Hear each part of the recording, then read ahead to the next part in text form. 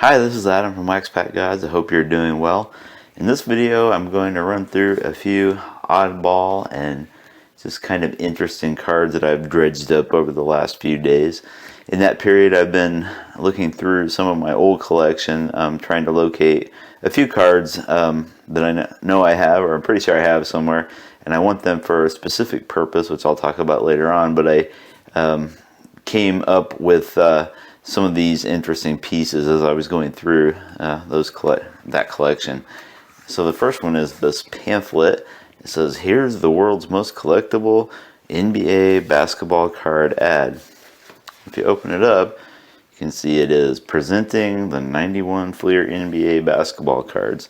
And I kind of remember this was an insert in hobby publications in 91 or so, and it was showing us what the new 91 Fleers were going to look like.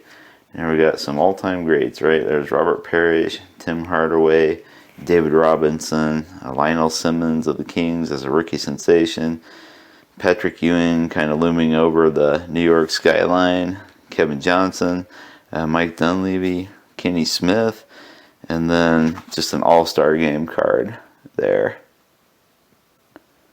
So, kind of neat.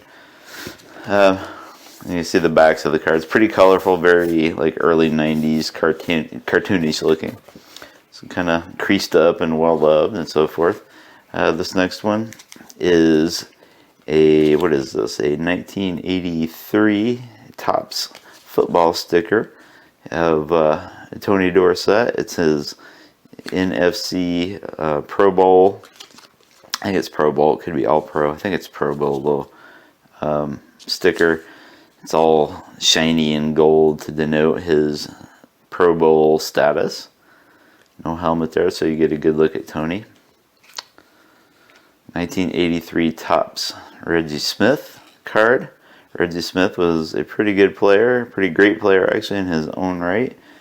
If this thing will focus, he ended up with what? Well, in this card he had, was it 300? Yeah, 314 home runs, so he's pretty underrated.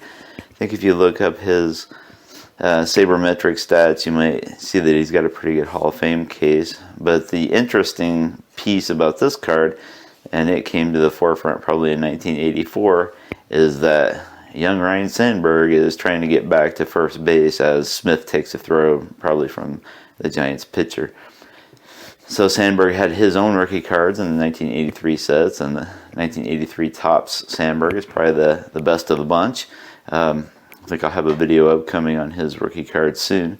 But this one is sort of a quasi-bonus Sandberg rookie card. Here I have an 86 Donruss, 85 Donruss All-Star Game stand-up card. So these were inserted in the Donruss Action All-Stars packs. I think there was one per cello pack. This is Hall of Fame catcher Carlton Fisk.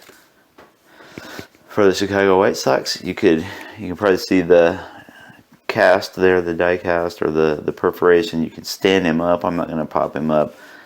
I still have a hard time defacing cards, although you'll see in a minute that maybe that wasn't always the case. And you get a good shot of the 85 All-Star Game logo there, which was played in the Metrodome, home of the Minnesota Twins.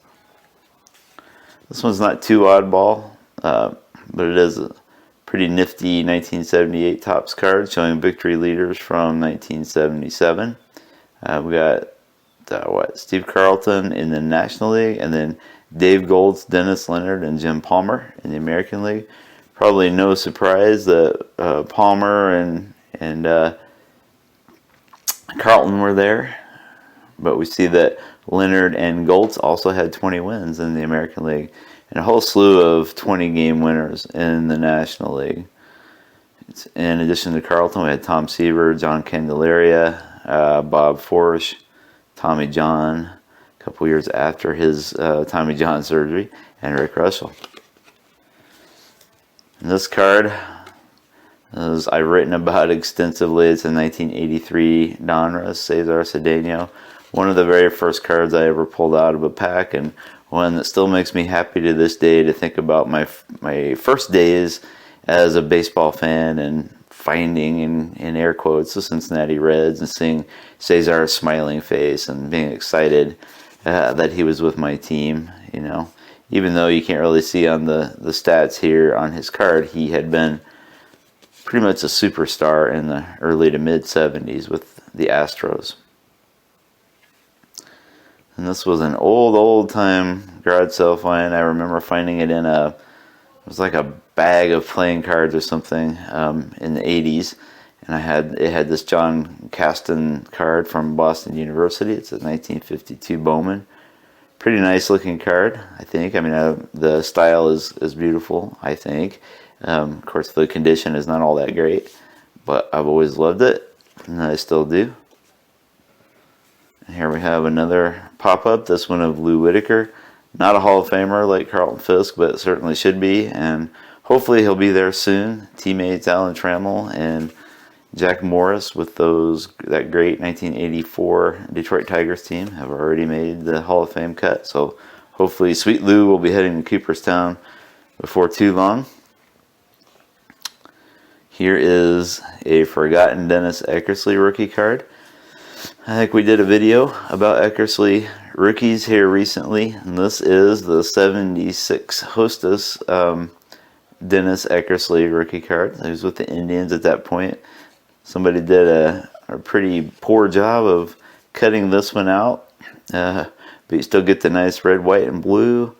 It's it's got some shine to it. It's creased, so it's a rough shaped card, but still a classic. And for the love of the cards, it's beautiful. And if you find a Jose Uribe 1990 Fleer card anywhere in your collection, you got to bring it up because it's worth whatever going rate is now, $600,000 or something. Okay, it's not worth really anything, but there's that whole scammy situation where people keep putting it on eBay for big money. It's not a valuable card. And here's a card that I love. That's a 1977 Pete Rose.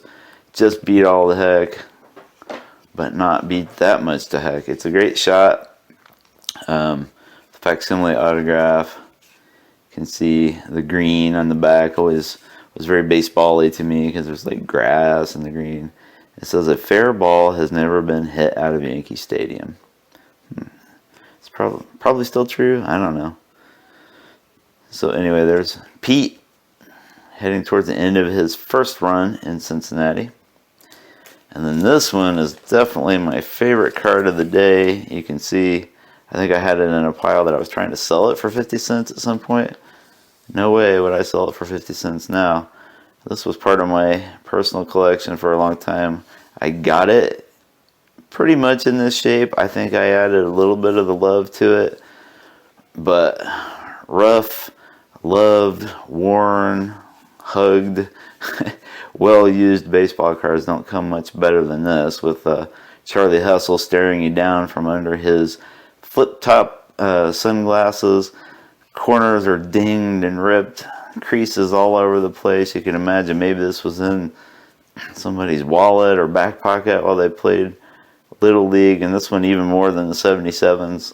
It's very baseball-y on the back with a baseball where the number is and the bat.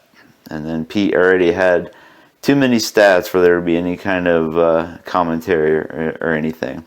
So anyway, just a few of the oddball and interesting cards that I laid my hands on as I was looking on my quest for a certain couple of cards that I'll tell you about in a later video.